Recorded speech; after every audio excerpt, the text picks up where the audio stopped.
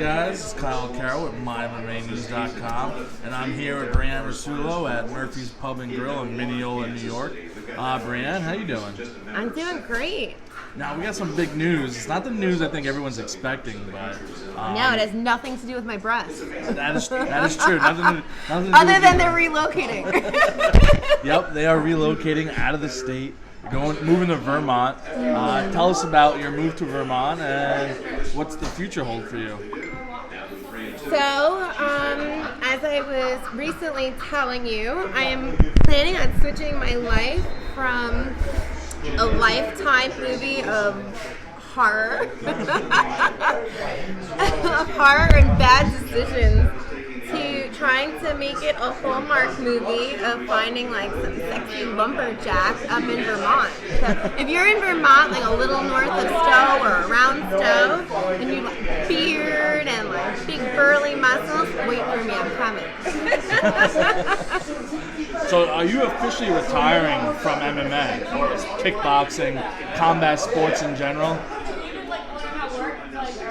I'm gonna Conor McGregor this. Okay. Well put.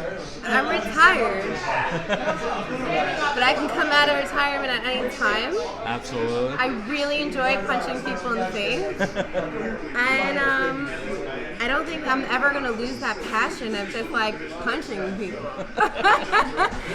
So why not do it legally? Absolutely. I mean, I'm Conor McGregoring it. So at any point you could come back. I like that. At any point. Well put. Great metaphor. Tell us, what were your biggest, I guess, enjoyments of your martial arts career? What is something you enjoyed most about it? The people I've met, whether good or bad. I've met a lot of people that have become my friends. You know, Bobby Campbell, other than being my trainer, has been there just emotionally there for me as a friend. And Tommy English, my God, that man I'm still friends with. And Eric Olson, as crazy as he is, he's still one of my very best friends. I talk to him all the time. And then you have people that you don't like in martial arts, and you get to punch them. And I think that's like the coolest thing ever. So if you like someone, you become their friend, they can shape your future. It teaches you how to just get through life. You know, I remember being behind the scenes my last fight with Tommy English, being an emotional nutcase, and him sharing his experiences with me, and the way that you can get through anything with fighting, and it's so much more than fighting. I think weight cutting is the worst experience of life. It's like worse than childbirth. So I think it just teaches you how strong you are, and going through a divorce and breakups and all of it, and now embarking on such a big move. I know there's nothing I can get through because I've gone through weight cuts, I've gone through locking myself in a cage and being punched in the face, and through all of it. So it's been very special. And you've definitely had an interesting and wild ride within the martial arts community. No. You know, when I first met you, I saw you starting your MMA/kickboxing career. I reached out, let's do an interview, and then you drop a quote of the decade, a quote of the century, and it went viral far further than I could ever imagine. For me, especially because you had that, you printed it way after we did the interview. Yeah, it took a little while to get it out. So I forgot about it. And then I woke up and my phone wouldn't stop. What was that like, that moment when all that was taking place? Your phone's blowing up, now everyone wants to do interviews. I was getting CBS and ABC. I know the New York Post you did an article with. I love the Post. First of all, I'm sitting here in my red with my flag match. Very pro-Trump. Red all the way, just to piss anybody else off. Yeah, it was crazy. It was something I wasn't prepared for at all. I don't know, but you handled it well because I know you did a lot of things. You did a lot of radio interviews. You did the New York Post spread. You did a bunch of photos and another article. Although they tried to make up their own quotes. Well, that was funny. So they did 2 spreads on me in the Post, and the second spread they did was after I had lost my title fight. And my father has a really hard time watching me fight. Yeah. It is hard for him. So he would have a couple of drinks. And he's really into tennis. Okay. And he would always laugh at how Anna Kournikova wasn't, apparently, I don't know, I don't watch tennis, but he would always laugh that she wasn't the greatest. But everyone loved to watch her because she was pretty blonde. So he had a couple of drinks and he called me up after knowing that the Post was still doing like a 4 or 5 page spread on me. And he goes, well, you're the Anna Kournikova fighting. I go, excuse me, you're my dad. And he's like, you're mediocre. He's like, but you're pretty blonde and they're still going to do an interview on you. And nobody knows the name of the person who won and beat you. And so I think I got my humor and life from him. You definitely have a great sense of humor. Like you take the punches and you roll with them and continue moving forward. What's in the future for you? I know you're looking to move up to Vermont. What do you want to do with the future? Because now, I assume you're leaving your job. You have to find a new job up there. What is it exactly you're doing? Well, that was funny. So I interviewed for a new job, and I got past the first round of interviews, and then I had to do a Zoom interview with the board of directors. Okay. And it went really well. And then at the end of the interview, she had this weird face on, and I go, "What?" She goes, "I have to ask you a question." She goes, "I googled your name." So I was like, yes, I'm a retired fighter. And she was like, all right. And it was a concern of theirs. They were very concerned. I think they demanded an in-person interview after that. I think they wanted to see how I was going to dress, because I'm kind of known for dressing a little provocatively. And I think they wanted to make sure that I could be a professional. And luckily I was offered the position, but it did come up more than once in that interview, and they were very adamant. Like, are you going to be fighting again? No, not me. So I'm sure when Conor McGregor come out, like I'm going to have to find a new job. But yeah, so I'm looking to leave the whole legal profession. I'm dedicating myself. I think a lot of people know I have a degree in pastry arts besides being a paralegal. And I'm working towards my master's degree right now with concentration in veterinary nutrition. Okay. I want to open up a dog food company where I work one-on-one with the client, assess the dog, find out what's going on with the dog, and I want to work on getting animals off of medicine and fixing things just with food and working complementary with veterinarians. I'm not saying that antibiotics don't work, or I still bring my dogs to the vet, but along with, if you have a dog with pancreatitis, you should be working on a different nutrition with fat intake. If you have a dog with diabetes, let's work on some different nutrition and get them off of this processed crap that most of the time comes from China. Yeah. So essentially like a dog dietitian.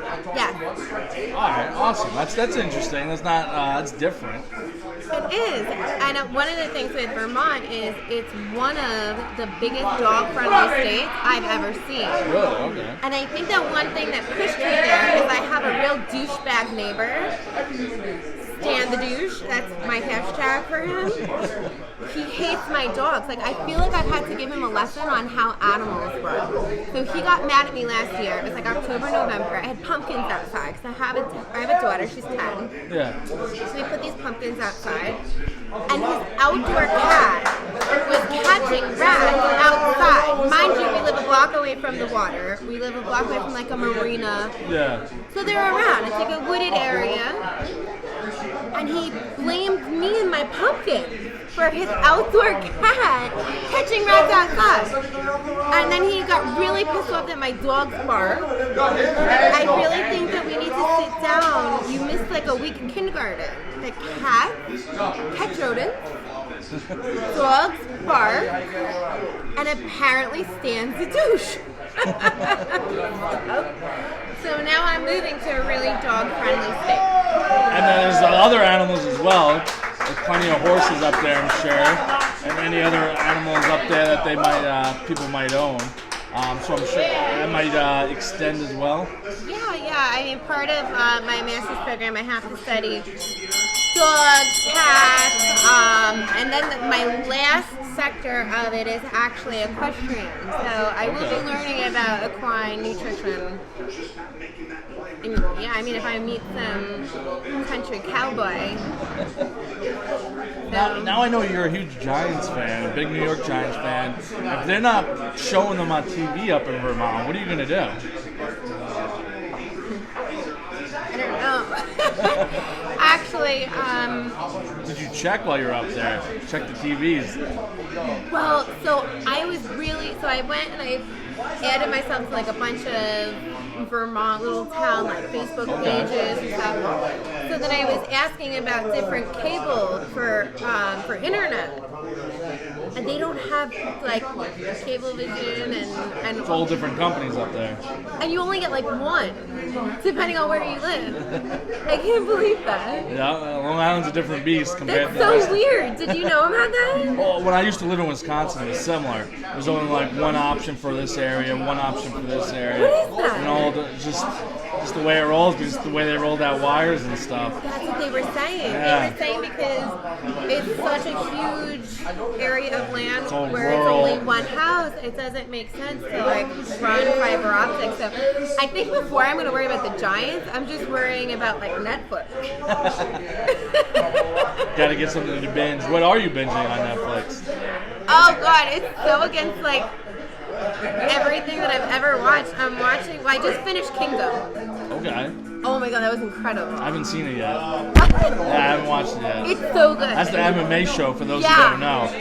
And I've actually interviewed one of the stunt doubles from that show. Get out. Yeah. Cody Bellinger. He former UFC contender fighter, and now he was stunt double for that show. It was an incredible show. Awesome. Yeah, I'm gonna have to check it out. And now I went from like people punching each other in the face to like such a Hallmark kind of thing of Heart of Dixie. I'm almost embarrassed to say that. But it kind of fits in your small world you're moving into, right? Yeah, well, so it's about a doctor from New York who moves to a small town in Alabama and her trying to fit in. There you go. It's essentially almost the same, just you're going north. Yeah, and she found like this really hunky dude, so that's what I'm hoping for. There you go. What's something you want to say to people who, just in the New York area, you're leaving? What do you Go want fuck to yourself. All right. Sorry, I No, don't don't be know sorry. if I'm ever gonna lose that New York in me. I just know there's so many people here who don't like me. I don't care. Fuck you. And for those who do like you, Fuck you too. I'll be back, but I love you. excellent. Is there anything about you that nobody knows that you want to share?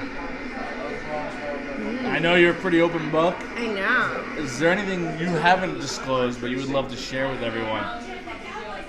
That way they could kind of get to know you better. That's so hard. I share so much. This is a tough question. I think that people are very surprised when they actually meet me. I think that so my friend Ellen, who owns this bar, she introduced me to probably the most amazing couple, Pam and Glenn, up in Bayville. And they have this Friday happy hour every week, and I would go there. And a lot of the people I only knew from Facebook because we live in the same town. There's an age difference. They're older than me, and I just never met a lot of them. And they're always surprised how nice I am because I guess I come off angry on Facebook. I don't know. It's where I rant. I'm not as mean, I guess. And then saying that after I just told everyone to go fuck off.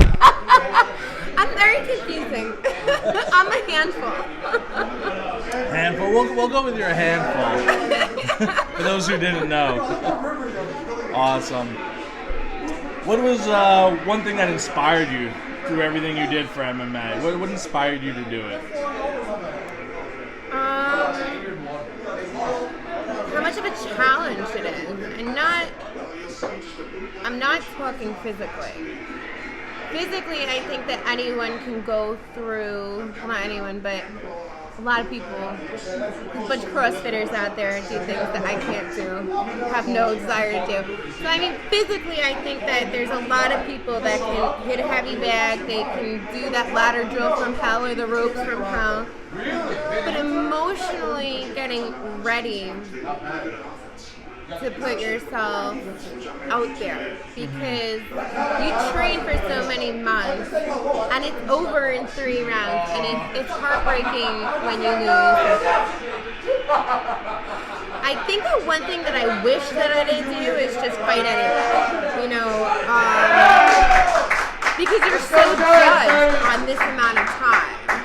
There's so many sparring matches that I wish everyone could have seen where, like, I've kicked ass and I've done great, or how hard I've done in training, and then you go against one opponent and then everyone can all of a sudden be like, oh, she sucks. It's like, no, I fought a girl that didn't make weight by like 12 pounds and I still fought her, you know? Or, well, I drove to Delaware and I was lied to about the girl's height. She was like 6'2" and they said she was 5'8". You know, so I'm happy to take away like how much of a challenge it was. And then I've done something that I don't think a lot of other people would do. I don't know a lot of blondes who like to run around in stilettos are also going and behind the scenes crying, having a bit of sparring match and feeling like you're not good at it. And it's really emotional. I don't think people realize that outside of the sport. That was one thing I really liked about the Show Kingdom, was there were so many times where you saw fighters break down emotionally before going out into the ring or the cage. And I'm finding that a lot of fighters are emotional nutcases. Yeah, that sounds about right. Yeah. I think you have to be to lock yourself in a cage and be like, let's fight, let's fuck each other up. Absolutely, yeah. Yeah. I think like you're talking about the Show Kingdom and how it's showing like behind the scenes and all. I think the one scene that always sticks out in my mind is in the movie with Jake Gyllenhaal, Southpaw, when after he loses and there's no one around, after his wife dies and he loses, and it just kind of shows you how quickly people on the outside, if they can't get something from you, they just dip out on you and don't even really want to, kind of show like they just discard you. Is that kind of something you've seen and stuff? I've seen that just in life. Like, I was bartending in nightclubs for 13 years, where it's that glow and love, sugar, you know, all these different places. And while I was bartending at these major nightclubs that making a ton of money, and everyone, all the barbacks wanted to be my friend because I made so much, and was very honest about how much I made and always tipped out the right amount. Everyone kind of wanted to be your friend, and then nightclubs went to shit, and I stopped working in nightclubs, and how fake everyone was, because when you can't, you're no longer producing for these promoters or club owners, how they turn their back on you. I found that the fight community is more real, because you are punching each other in the face. There's been opponents that I've gone through hell with, and then we've hugged afterwards and had a drink afterwards with, or there's much more of an understanding with each other after that. And I think that the people in that movie weren't fighters that left them. They were just douchebags. There's everyone like around them. Right. So, I mean, you're going to have that with everything, but I have found that people in the fight community are a little bit more real. Yeah. Agreed. Except for promoter. That's not Bobby Campbell. Bobby Campbell's really good. All right. Anything else you want to shout out? Anyone else you want to recognize, or anything you want to say as like almost a last statement until our next interview? Should I behave? You can say whatever you want. I'm not editing it. Well, first I want to shout out Murphy's Pub in Mineola, on Old Country Road. The food is incredible. The wings are amazing.